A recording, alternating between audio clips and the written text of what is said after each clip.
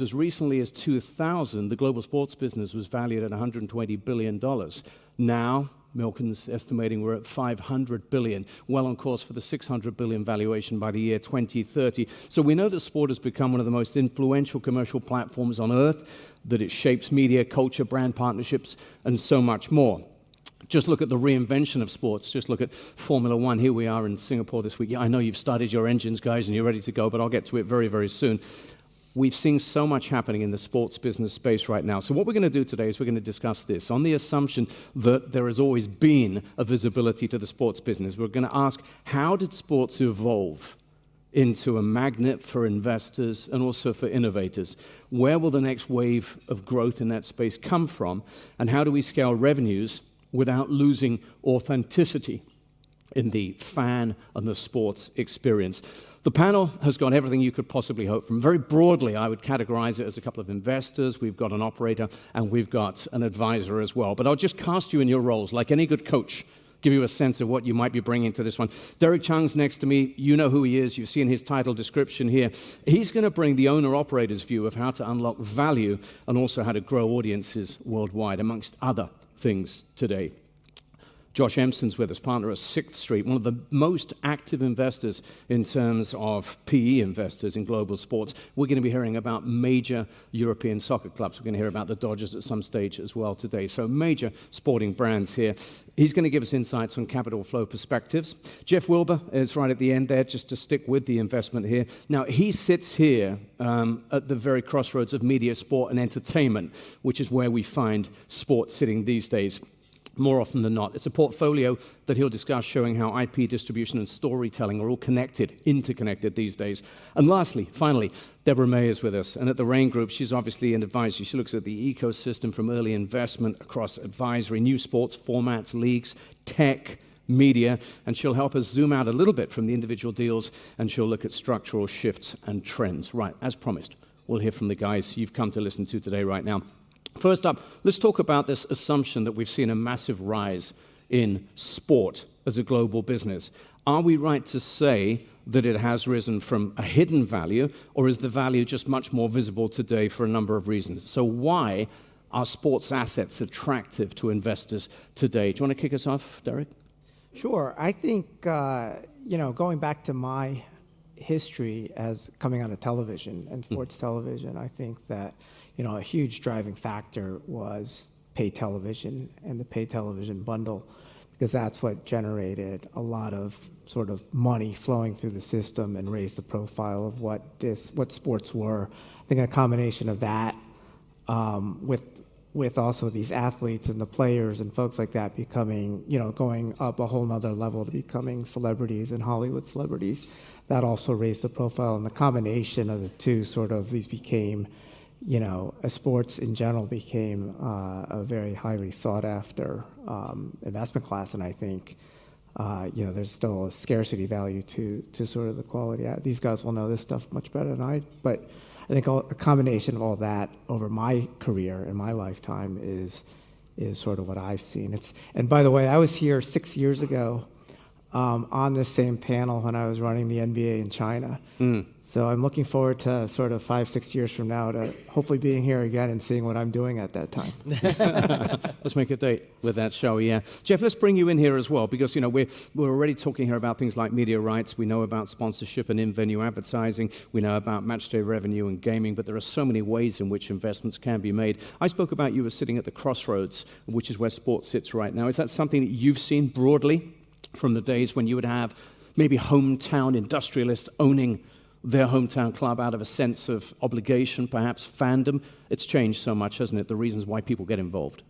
Yeah, I think that's 100% correct. And just to go back to some of Derek's comments, when you think about the evolution of sport, we think about it from a match day experience. You had fans, you had tickets, you watched the game, you sold sponsorships in the venue, to then sports became a little bit of a local media rights and then sort of a national media rights deal. Now we think about sports as consumer global brands. There you can engage in the live rights, the live match content, all the shoulder programming and storytelling you can do around the athletes. There's direct to consumer relationships. The athletes have profiles as the cost of distribution and connectivity has gone down a lot. You can reach a lot more fans in the audience.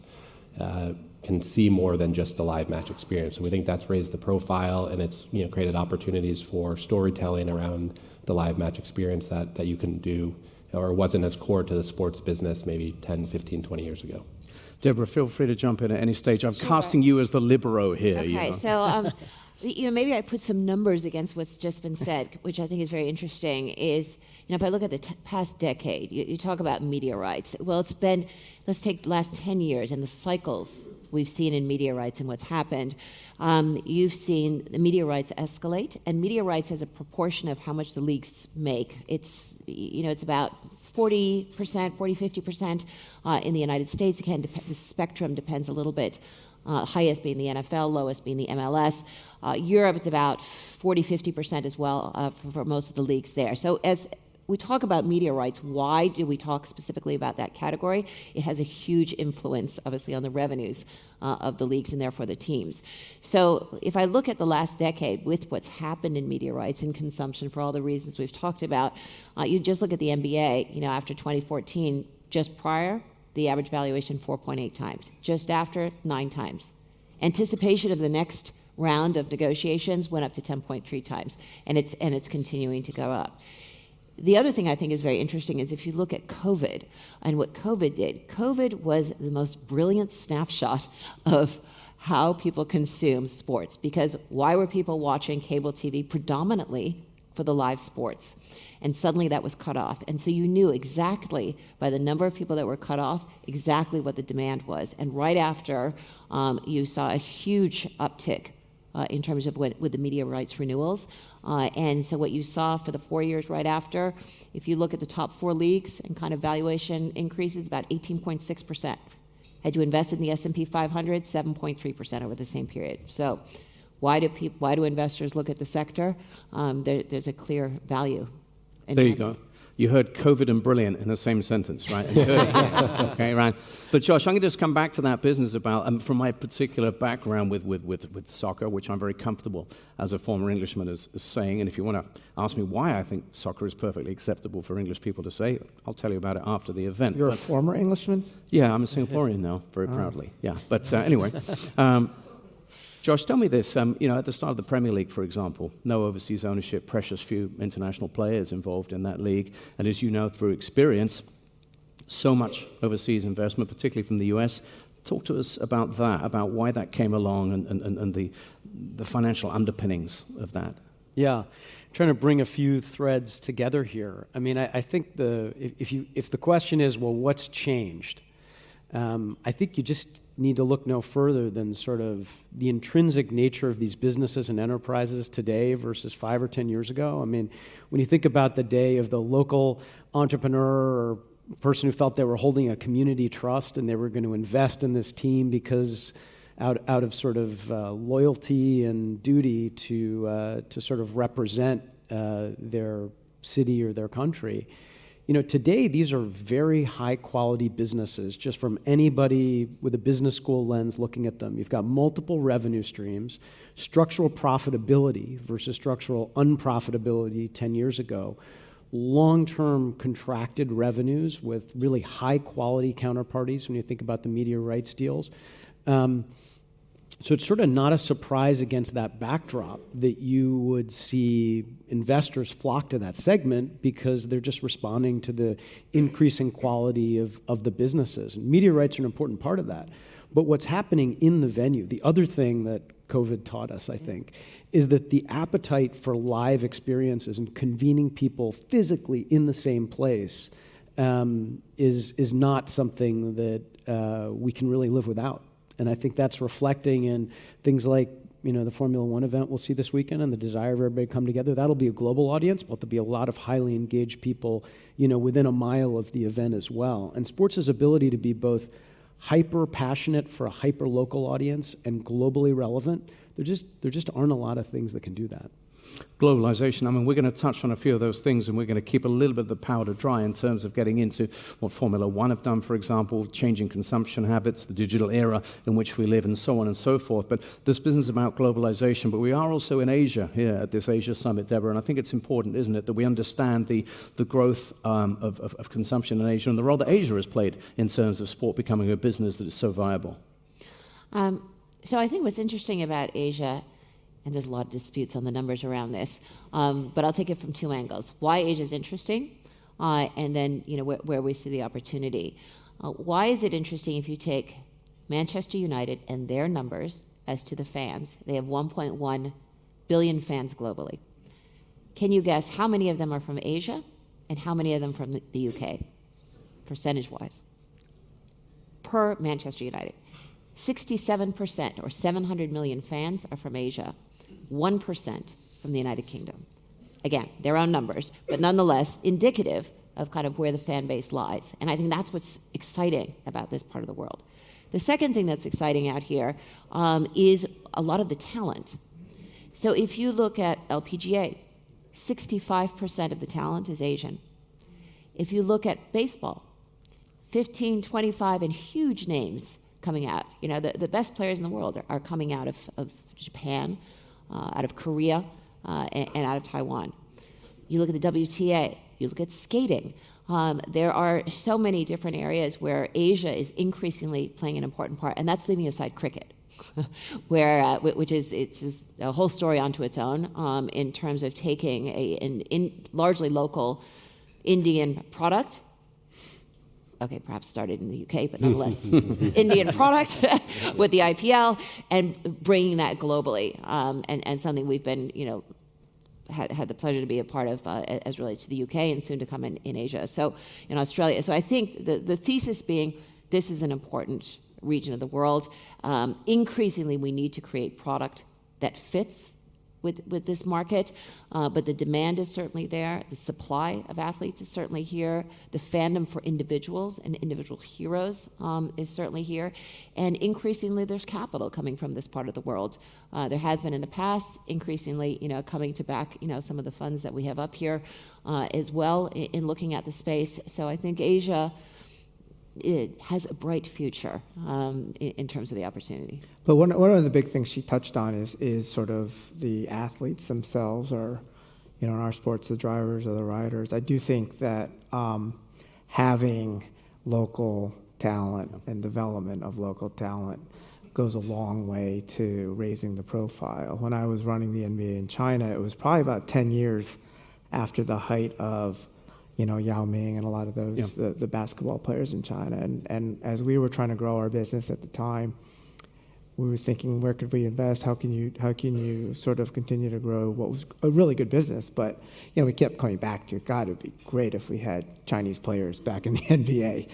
And same thing here, as we've sort of looked at sort of the appeal of Formula One or MotoGP, which is the other racing circuit we just acquired. A lot of the effort going into sort of developing the riders and the drivers. I think a little easier on the motorcycle side, but on the driver's side, we have like Yuki Tsunoda from Japan. We had Zhou Guanyu for a couple of years from China. Alex Albon is part Thai, and so raising that profile would go a long way to growing these sports here. We've seen the examples, haven't we? I mean, we can come back to soccer time and time again and look at the way in which different, Asian players are followed. But you can't overlook something that you witnessed firsthand in Japan with baseball recently. Jeff, give us a sense of the scale of what happened there. Yeah, so I think what John is referring to is the Dodgers played in Japan to start the MLB season this year, and with a number of high-profile players on the Dodgers that are Japanese, particularly Shohei Ohtani, which everyone's probably familiar with, the excitement, the passion, the fan engagement for the players in and around the sport was on a scale that I've never seen before. You had probably 50,000 people outside the Tokyo Dome just to sort of be there to experience the event, even if they weren't going into the actual baseball game. And I think it sort of underpins a couple of the other comments, right? Inherently, sports is one of the most truly global asset classes. There's no other, forms of intellectual property that, even if you believe Manchester United's numbers, can reach, 1.2 billion fans. The access to players now through social media, the engagement that they can have sort of raises that profile. Even when you're not watching the live match because you're in a time zone where it's maybe not the most convenient time, you're still following the player, you're still following the highlights. There's more forms of content that can reach you now, and I think just truly underpins both the the storytelling you can do around the actual live experience, but then the ability to reach fans in all markets, across the world is truly exceptional. I think we'll come back to a few of those points later on. As you can see, this is going to be a very broad-ranging conversation. We'll try and keep it on sort of a structured flow to an extent. So before we move on too far, having established that there is this massive flow of capital towards sport for a number of reasons, and we'll look at where that might go in the future. I'd like to come to you, Josh, and maybe Jeff again in particular. If you can give us some examples from your really impressive portfolios in terms of where the capital goes and why it goes there. You want to lead us on that one, Josh? Yeah, and look, it's going to be different in different circumstances, but when I think about, just to pick two examples probably familiar to the room, FC Barcelona and Real Madrid, two of our partners. In the case of Real Madrid, the need was build the best stadium in Europe, which I think they did. And they really needed a combination of long-term capital and financial structuring sophistication. Because I think the other thing is, as these businesses have grown, the complexity of their financing has grown as well, particularly as it touches the infrastructure and the dollars that they need to put in the ground to create a more compelling product. So that was about deploying capital to build a physical building. In our partnership with FC Barcelona, we financed their media rights over a very long period of time, over 20 years, to sort of give them the financial flexibility to invest in their squad at a critical moment for FC Barcelona and become more competitive on the pitch. So, very different sort of financing structures, but the idea is for everybody, we are in a global war for attention, no matter what business you're in around entertainment. And that requires capital, just the way it does in every other form of investment. So building a stadium, I mean, obviously, but say Chelsea, for example, is, a club that's very close to your thoughts and your heart as well, Jeff. So talk about, how you would go about approaching an investment there, where the capital goes there, where it could yet go. Yeah. I think I would zoom out maybe just for a second. Most of the investment opportunities that I think people are excited about in sports come with an investment in the physical infrastructure of the team. Mm-hmm. These are such drivers of consumer interest and demand. It's a shame to have a venue where you're only getting people into those spaces 5 to 20 times a season. So as I think people are investing in the infrastructure and what you guys have been thinking about, and I'm sure at Barcelona and Madrid, is how do you make these more lively full-year destinations? What other experiences can you pair that work nicely in those spaces? How do you utilize the stadium as a more broader entertainment zone and district and drive more fandom and engagement through that? So obviously it's an important consideration that we're thinking through at Chelsea, but I think it's sort of broadly across the board. The investment that you guys have made at Liberty and the paddock and infrastructure in Vegas, drives that fan experience so you can, be a fan not just on race day, the one time a year the races in town, but sort of experience it in some capacity, on a full year round. So I think that's an important part of the investment thesis. What's exciting for institutional investors looking at the space. Yeah. It's not just in venue, right? Because if you actually have the real estate and the land. This being Asia, we should be talking about real estate. We used to own the Atlanta Braves baseball team, and I think the commercial development around it was a big part of sort of the success of what that venture ended up being. Yeah. So it's not something to not lose sight of as these teams go for bigger and bigger numbers, how you're thinking about getting that return on that investment, right?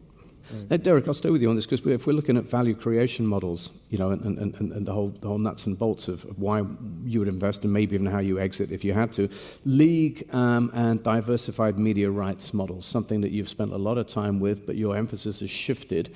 Why has that become such an important part of this whole investment model? I think if you step back for a second, it's much more than just sort of media rights per se. It is sort of a 360 experience. People talked about it earlier in terms of the experience, right? And so you start with that live experience and what that has become. And, this is actually one of the best examples. Our partners here in Singapore, I saw Melissa earlier this morning, that this was the start of a multi-day sort of experience, right? The concerts and everything else that goes along with it. And, you see this model around the Super Bowl, the All-Star Game, and stuff like that. But as sort of our local promoters in the various markets have sort of glommed onto that. You can see how they're creating that experience.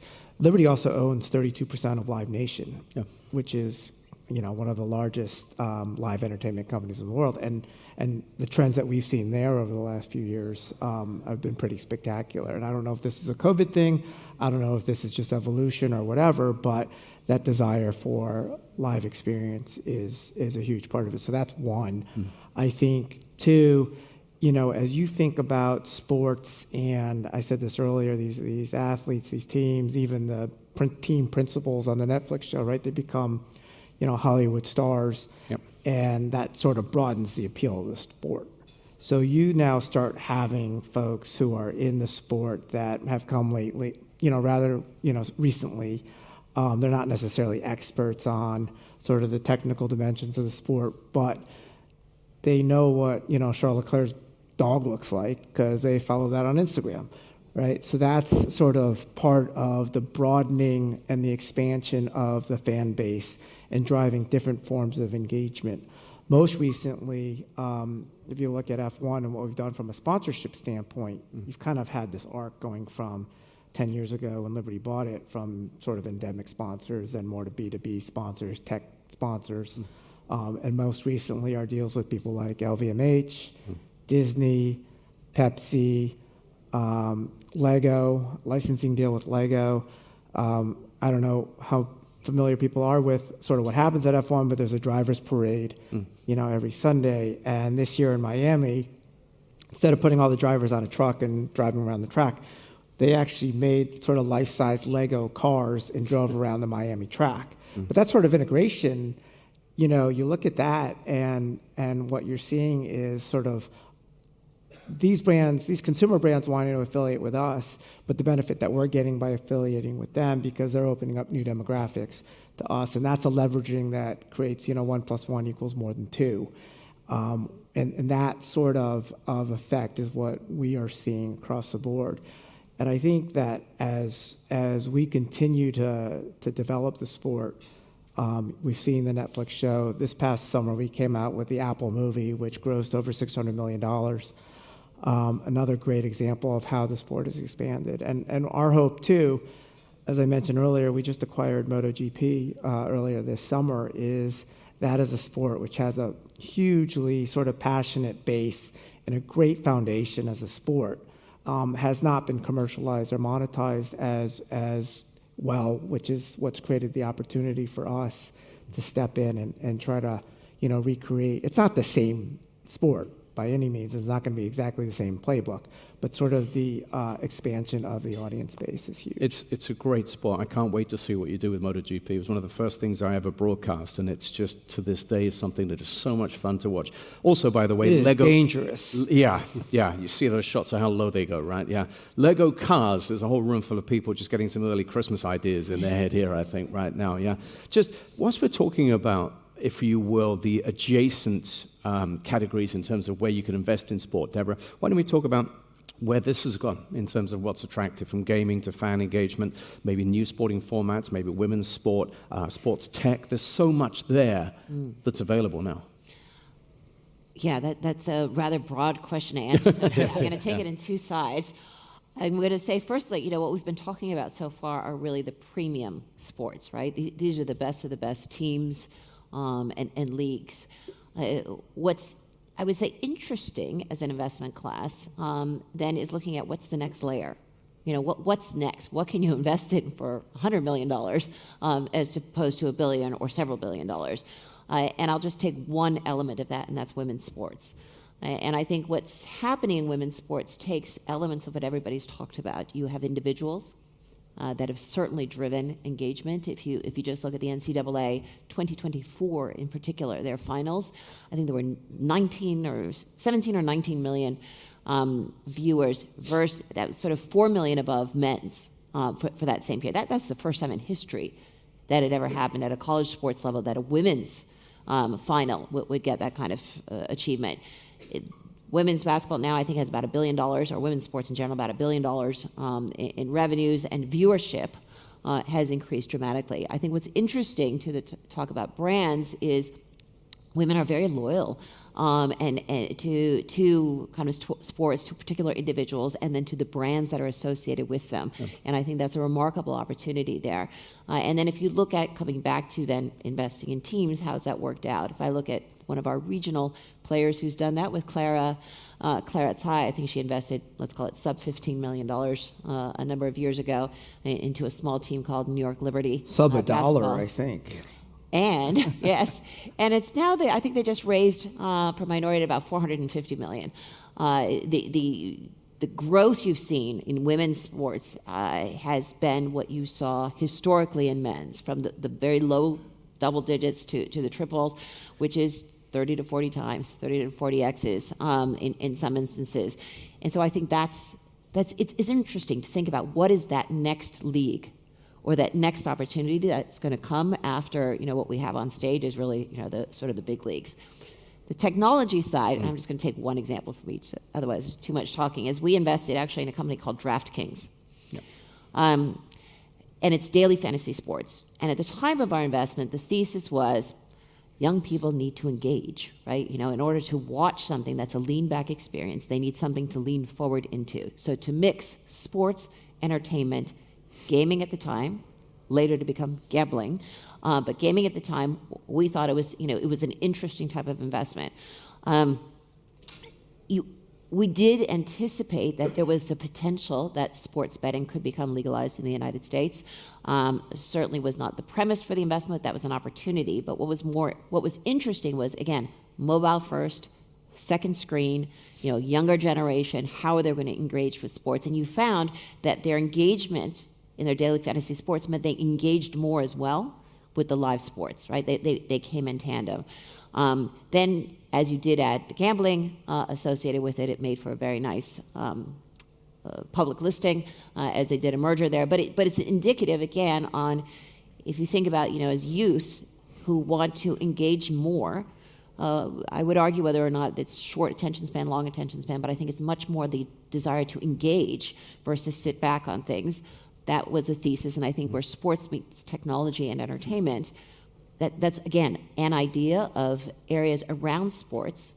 Here, the thesis being both technology as well as hitting the youth or the younger, where you can invest. Yeah, so you got gaming, obviously, you got tech, you got analytics, you got AI, you got so much around that space, haven't you? Well, seeing as we're moving now into this kind of new growth frontiers in terms of where sport is going and therefore where the opportunity might lie, why don't we come back a little bit, Jeff, towards where you were in terms of that convergence of sports, media, entertainment, IPs. Give us an example of where you see growth in that particular space and the synergies within it. Yeah, I think it comes back to that fan engagement and storytelling. There's, sports traditionally has been about that live game experience, as we've been talking about, what happens in the venue, how do you activate that and for a match day and the brands that want to partner with you there. I think now we talk a lot about, it's not just the 42,000 fans that show up at Stamford Bridge to watch a Chelsea football match, it's the hundreds of millions or potentially billions of fans that often engage with the team who have never even stepped foot in the venue. So they engage on their phone, they read content, they might play fantasy sports, they might watch highlights, they might want to hear about the behind the scenes footage and films, which I think the storytelling there is fantastic. They also, I think we're seeing a lot of innovation in reliving those old moments, right? It's sort of the Michael Jordan Last Dance version of, I was such a passionate fan of the Chicago Bulls during those championship eras. How can I go back and relive those moments? And I think technology is enabling new forms of sort of experiential engagement where you can go back and live in that moment, for that really famous goal or that Super Bowl win or that sporting experience that you remember. And I think there's the new element in the intersection of technology from an experiential standpoint opens up new ways to broaden the content that you can share and engage, not just sort of that live match experience. I'm going to come to you in a moment, Derek, and really want to dig into Drive to Survive and the sort of digital growth and opening up new markets. But Josh, before that, what about the actual geographical growth potential now? Because there are different sovereign funds, there are different investors, different markets to open up that are showing interest in sports. So therefore, the franchises, the clubs, the properties that you have a stake in, they're now coming back the other way. They're looking to explore opportunities elsewhere around the world, aren't they? And that's opening up all sorts of potential. Yeah. I mean, one of the sort of lens we bring to this is Sixth Street is one of only two firms that has invested across the top three sports leagues in the U.S. And so we sort of have this lens of working with the NFL and the NBA and Major League Baseball on a sort of day in, day out basis as they think about global exposure, right? So today we have the U.S. fantastically lucrative market, but in some cases geographically limited in terms of its fandom. So all of those leagues are looking to expand around the world. Derek, you were a big part of this with NBA China, but now the NBA is thinking about what is it going to do in Europe. The NFL has been trying to expand into Europe, and Major League Baseball, as Jeff said, already has a fantastic following in parts of Asia. But how do these businesses become global, and how do they deal with the reality of a live event, is going to be distributed at different times of day all around the world? I mean, it's difficult to convene people in real time around one event globally. So how do they figure that out? So I think that those conversations are ongoing, and it may take different forms, and we may see asynchronous consumption in order to sort of harvest a global fan base. Which kind of brings us back to Deborah's 67% of Manchester United fans in this part of the world. They're not all watching the matches live. So what are they doing? How are they engaging with Manchester United? Listen, I think some people are getting up at extraordinary hours to do that, but otherwise, they're watching kind of reruns done on the streaming platforms, or they're engaging, with it socially and through shorter form. But the streaming platforms still are probably, besides broadcast, one of the bigger platforms on which people are consuming, and people do strange hours here. Yeah, if that's right. they're real fans. Yeah. Well, you're never going to solve the time zone issue around the world. But, even with Formula One, with a lot of the races in Europe, they tend to be very early in the U.S., especially early on the West Coast in the U.S. And a number of my friends who have told me that they've gotten into it, and their kids now wake up at 6 a.m. On a Sunday morning to watch F1. It's pretty amazing, because 6 a.m. for a teenager on a weekend is pretty unnatural. They actually stay up to do that. Yeah. And I'm seeing some of those Premier League weekends, early starts, and a lot of fun being had as well. So that's great. Whilst we're with you, Derek, let's talk about F1. Let's talk about Drive to Survive. Let's talk about digital growth. Let's talk about breaking up what you offer across different platforms and how it's engaged a younger audience, a more diverse audience, and what thinking was behind that, and what the potential still is in that space. Yeah, I think one of the things that we also need to talk about is just sort of, you think about a show like Drive to Survive, which has been very, very successful, but you're still talking about a bit of a hit sort of business, which is Hollywood. And so there have been knockoffs of Drive to Survive and other sports that actually haven't resonated. Yeah. And so everyone says, oh, let's just go put that model on. I'm digressing a little bit, but put that model on. But it's an important point, because there's not necessarily one formula to anything, and it doesn't always work. And so you are going to be investing and spending and trying to figure out what the right algorithms are, or what the right models are. But on Drive to Survive, which is one that did work, that really drove. I think we got a little bit lucky with COVID. That drove a lot of viewership, I believe. It really helped as we were starting to come into our own in the U.S. Did it surprise you? Was there a clear-cut vision in that transitional period in terms of taking over F1 when it was clear to all of you that that's what you needed? You needed something different, a reinvention beyond just 90 or so minutes of live race coverage. Yeah, I don't know if it was one thing. I think in some of this was probably a little bit of luck there. I think no one necessarily foresaw what that would become. But there was a plan in place, certainly in the U.S., to sit there and say, hey, a big part of the thesis was, when we talk about global sports, is this is one sport where you had a huge potential because it was so underpenetrated in the U.S., which is the biggest market, for sports in the world. And so we had that massive potential advantage going into that thing. So, and again, this is before my time per se, but the thesis was definitely, hey, how do you go grow the U.S.? And in addition to sort of Drive to Survive, a big part of it has been putting more races in. So we had a race in Austin, now a race in Miami, and then we added Las Vegas, which is the most number of races in any one country.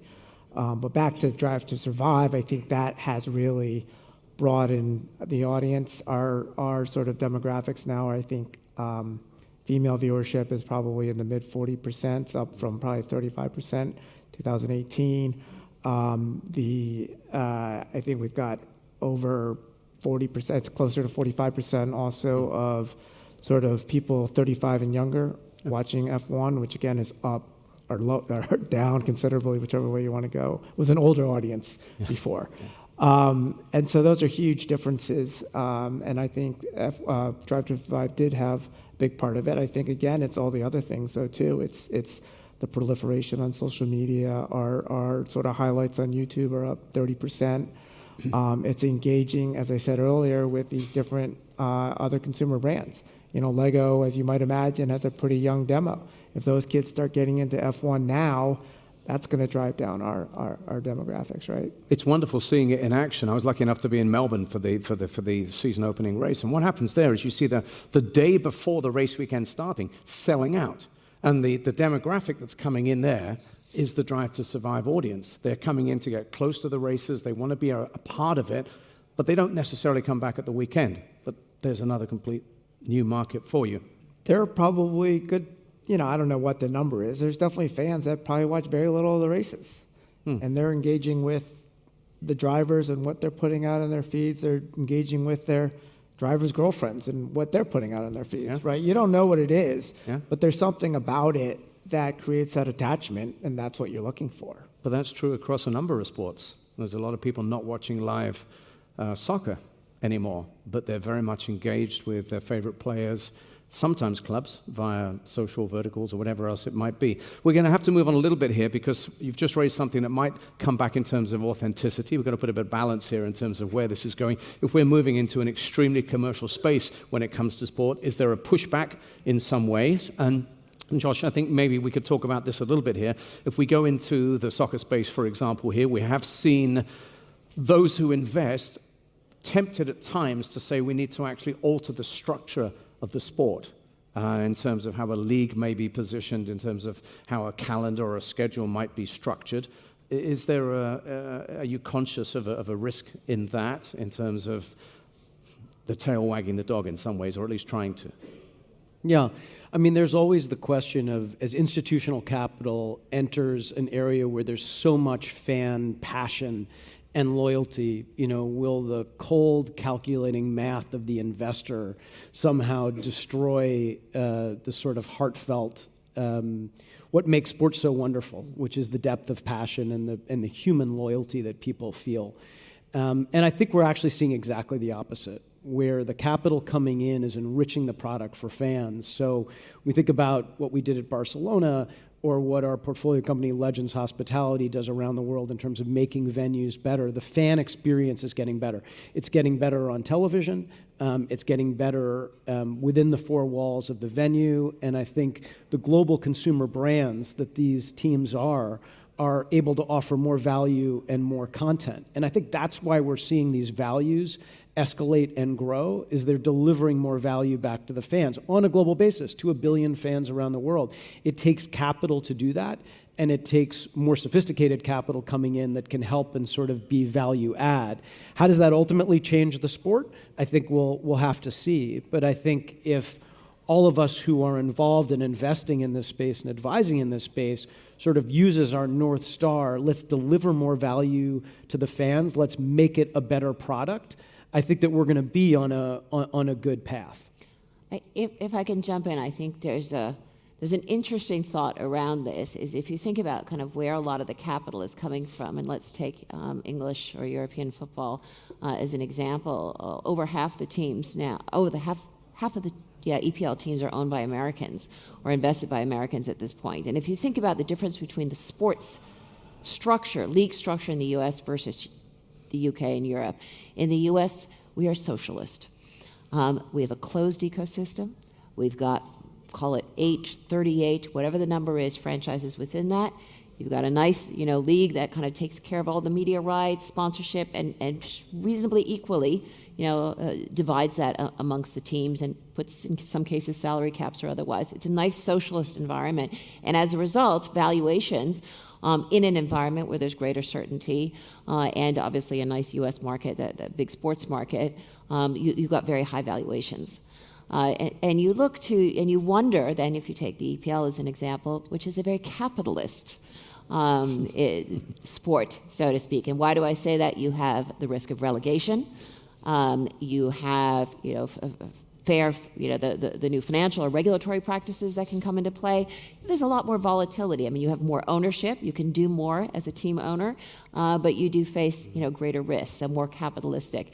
And so you do wonder, I get it for the authenticity, but you wonder, will the team structure or will the sport structure change with this sudden influx or ownership changing from I think the Americans European to are Americans? actually capitalists who are Capitalists. crudely I just exploiting like a saying socialist that. system. I had a feeling someone might jump in on that one there. Another zinger from Deborah. But okay, so you're always going to get pushback. I mean, you will get diehard petrolhead F1 fans railing against the new breed of only consuming via Drive to Survive. That's inevitable in sport, isn't it? Because sport is just that way. It's in certain people's hearts. There's a tradition to it. But that's not a problem for you, is it? You're still engaging with those who are purists, as it were, in terms of... Yeah, I don't think it's mutually exclusive. And so I think what you're creating, again, is a product that has entry points for different people, right? Yeah. And so the petrolheads or the traditionalists still have the core of it is really exciting racing and compelling figures and drivers who are very skilled at what they do. Every once in a while you're changing the rules, and that keeps it interesting, because if they're not complaining, they're not interested.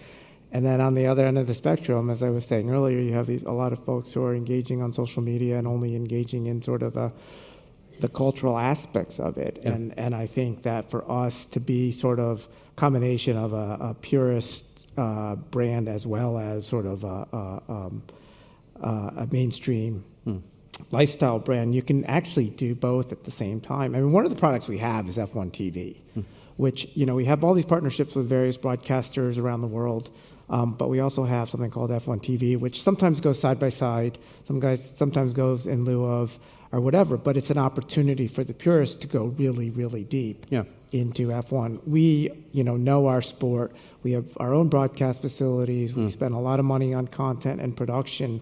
And for those people who really want it, we can deliver that in spades if we need it. And so I think serving all elements of our fan base, none of it's mutually exclusive. And also creating for new fan bases. I mean, wherever you look around the world of sport, we've seen new formats in sport, from rugby to football to the Kings League to tennis, all sorts of variations on tennis. I'm lucky enough to do a lot of work these days with world table tennis, a very traditional sport, which is still played on a table by two players with bats or paddles or rackets or whatever you want to call it, with a little white ball. The only difference is, when I was in Las Vegas a few months back for the first US Smash, we had laser shows. We had superstars in the building. We had packed houses. Same thing when we went to Yokohama, when we went to Malmo in Sweden for the first ever Europe Smash, repositioning a sport. So this is all because of the capital that's involved. It's bringing it places. This leads me to the closing round of questions, because we're getting to that point in your lunch, where it's prediction time. And Jeff, I'd like you to lead us off here. Give me something that's going to define, in your opinion, sports business over the next, say, 5 years, because things are moving quickly. One prediction or bet from you on the next big thing. Yeah, I think an area that we haven't talked much about on this panel, and it's obviously a little bit more U.S.-centric, is the world of college sports. If you think about the business of it, it's probably, depending on your estimate, a $10 to $15 billion annual revenue marketplace that's sort of going through a massive period of transition. Regulations unclear. It's a semi-professional concept already, and it's a mix of Division I football under the same government regime as Division III cross-country running. And they're very different sports. They're very different structures. There's very different revenue drivers around them. And I think you're going to continue to see a lot of evolution in the college sports. And I guess my bold prediction, maybe not overly bold, is the U.S. marketplace will be a little bit more capitalistic, and they will figure out how to detach some of the athletics, especially in Division I college football and basketball, from the rest of the NCAA college sports.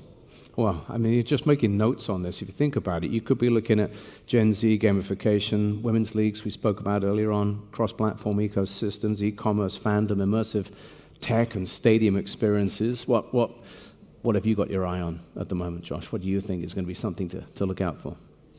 Well, I think on the product side, on the fan side, globalization and the trend toward globalization will continue, and we will see We've sort of seen something like cricket reach out and become a massively global sport. We're trying to see the U.S. sports push outward. We're seeing, for example, the Spanish league want to start playing league games inside the United States. That's something that we haven't really seen before. So I think everyone's desire to engage a global fan base will innovate and change the product. I think on the ownership side, we're going to see more institutional capital coming into sports. We're going to see these businesses become more sophisticated businesses in terms of their investor base, in terms of the business practices that they bring to this effort. And we're going to see global brands that are moving around the world, and they're starting to bump into each other in interesting ways. So far, sports have had fairly protected preserves in which to develop their fans. You might be a soccer fan, you might be a basketball fan. I think we're going to see massive global brands that are competing for attention on a global level, and that's going to raise the water level and raise the competitive bar for everybody. Deborah? Building on that. Oh, sorry. I think that. Oh, I'm sorry. Did you say Deborah? No, you said Derek. That's okay. Yeah. Building on that, I was just going to say. I think, the sponsorship side and the brand side is seeing a brand buy a package of media rights that doesn't have its own distribution platform or mechanism right now, because I just think the collision of all of that is happening, and I think that's something that you'll see at some point. Yeah, good shout. So I think it'll be interesting to see what, we're doing NBA Europe, right? Taking a global brand, internationalizing it, where there's a lot of players. Combining that with sort of women and what's growing in women is, and in this part of the world, again, back to my point on LPGA or the WTA or the skating associations, I do think there's going to be an interesting opportunity to invest behind women's sports, this part of the world, perhaps as part of one of the global leagues, and a carve out for the region, perhaps on its own. But I think that will be an interesting opportunity. Maybe you just look at some of your kids and some of the schools, but I look at some of the schools and the kids playing in the women, they're better. Flag football in the U.S. Yeah, explain a little bit. We're investors there. with women's soccer in the U.S., where we were the only institutional firm to sort of take a franchise from a green field with Bay FC to the playoffs in a year, and the fastest growing fan segment for women's sports right now is men and traditional sports fans who haven't followed women's sports. So it's interesting how all the boundaries are getting crossed. I heard someone the other day in a forum saying, yes, women's sports is attracting huge audiences. The finals, most recently rugby had a big World Cup final. We've seen it happening with football. But where's the value in investment? Because they turned around and said, well, we haven't seen growth in the Women's Super League in terms of an investment property. But you might argue that those who are watching the matches, it's a completely different market, isn't it? Different audience. So that's where the potential lies. Oh, yeah, and I think actually in women's sports, and again, I'll speak in terms of women's soccer, the NWSL in the U.S., still really under-monetized in terms of cost per live viewing hour and the viewership we're getting versus some of the other established sports. So I think there's still very much value in women's sports. All right, I think we have to start winding things up here. As I said at the very start, and it's not a defensive line, this was always going to be a very broad-ranging conversation, and I just made a few notes as we went along, and I think we started off by questioning whether sport as a business had ever been obscure. I think we've agreed that's not the case. It was just a question of the value maybe being a little bit hidden. What has changed? Maybe the scale of the business. We've been given some examples along the way here of ways in which the scale has changed. Media, tech, capital, global investment has changed. Maybe the big thing is that influence is not going to be defined necessarily by money, but by authenticity. From what I can hear here, innovation seems to be something that you guys are very much interested in, but also keeping fans at the center of everything and also meeting fans where the fans are. That seems to be very much in your thoughts. So for me to wrap it up, I'd say, from obscure or old school to influential, passion may have been hidden, but the world has finally caught up to its value. And I hope that somewhere along the line, there's something that's resonated with anyone in this room. I know you guys are going to be around for the day, are you? And available for informal or formal conversations at some point? I'll be around for the whole weekend, so come to the F1 race. Stick around. I'm pretty sure that an awful lot of people will be around. Formula One is just around the corner, and I can't wait for that. But for now, enjoy the rest of the Asia Summit. It's great. Thanks to Milken for bringing us to this one. Great to have you here listening. Hope sport has brought a bit of entertainment to your lunch break. And once again, I'd just like to thank Jeff there, Deborah, and Derek. and also Josh as well for speaking to us today. Thank you very much, everybody. Enjoy the rest of Thank your you, day. guys. Thank you for attending our